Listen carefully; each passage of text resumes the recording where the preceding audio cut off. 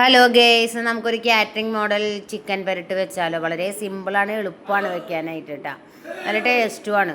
അപ്പം നമ്മളിത് ചിക്കൻ കഴുകി വാരി വെച്ചിട്ടുണ്ട്. 2 കിലോ ചിക്കനാണ് ഞാൻ വെക്കണത്. അതിന് 2 വലിയ തക്കാളി, ഒരു 3 സബോള, ഇഞ്ചി, പച്ചമുളക്, വെളുത്തുള്ളി ഞാൻ എല്ലാം ചോപ്പ് ചെയ്ത് വെച്ചിരിക്കുന്നതാണ്.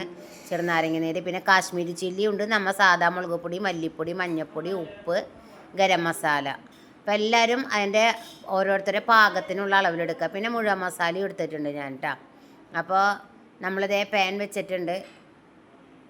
വെച്ച് നമ്മൾ വെളിച്ചെണ്ണ ഒഴിച്ച് അതിലേക്ക് നമ്മൾ ആദ്യം ഈ മസാലയൊക്കെ ഇട്ടു, മുഴുവൻ മസാല ഇട്ട് ഒന്ന് റോസ്റ്റായിട്ട് വരുമ്പോൾ അതിലേക്ക് ഈ പൊടികളൊക്കെ ഇട്ട് തീ കുറച്ച് വെച്ച് നമ്മൾ യോജിപ്പിച്ച് എടുക്കുക, വഴറ്റിയെടുക്കുക.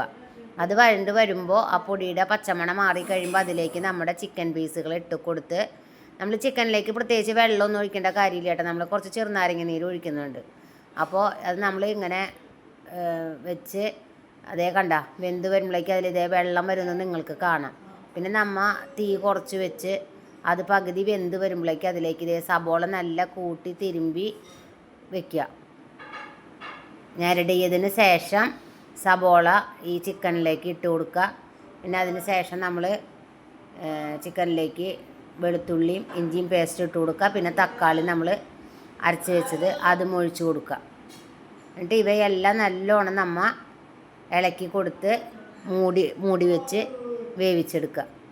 അപ്പോൾ കുറച്ച് ഒരു 10-15 മിനിറ്റിന് നേരത്തിൻ്റെ ഉള്ളിൽ നമുക്ക് കറി വാങ്ങി വെക്കാവുന്നതാണ്.